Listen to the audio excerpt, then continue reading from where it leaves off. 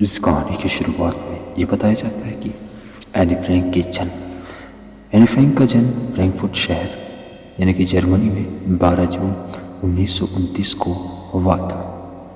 बहुत महज 15 साल की थी जब उसकी मौत हो गई। दोस्तों, वह डायरी एक लेखिका और उसके नॉर्मल लेखक और विचारों की प्रसिद्ध थी।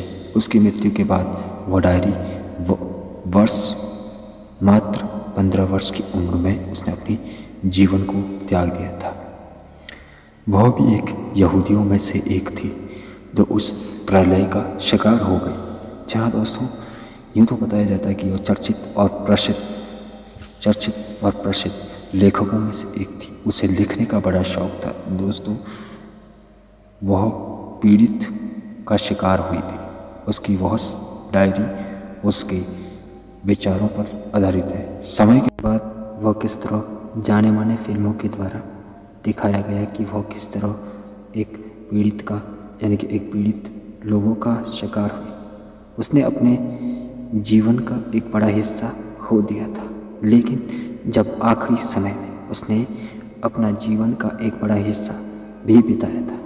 दोस्तों, उसने अपने एक जीवन का हिस्सा नीदरलैंड के एम्स्टर्डम में बिताया था। दोस्तों, यूँ तो उसकी मृत्यु के बाद वह डायरी प्रसिद्ध तो हुई, लेकिन जिस तरह हकीकत में अगर हम देखें तो किस तरह से वो प्रसिद्ध हुई। दोस्तों, यह कारण था ऑटो फ्रैंक। जी हाँ, एनी फ्रैंक के पिता ऑटो फ्रैंक के द्वारा वह डायरी बाद में प्रसिद्ध हुई। दोस्तों, ये डायरी यहूदियों के खिलाफ थी। जी हाँ, यहूदियों के खिलाफ अत्याचार हुए और हिटलर के खिलाफ यह डायरी थी। हिटलर ने किस तरह से यहूदियों पर जुल्म डाला था।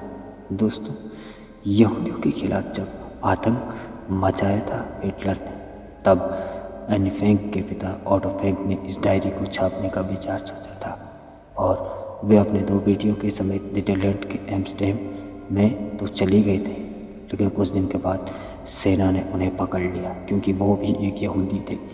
इसलिए जो भी यहाँ से जाता उसे पकड़ लिया जाता था।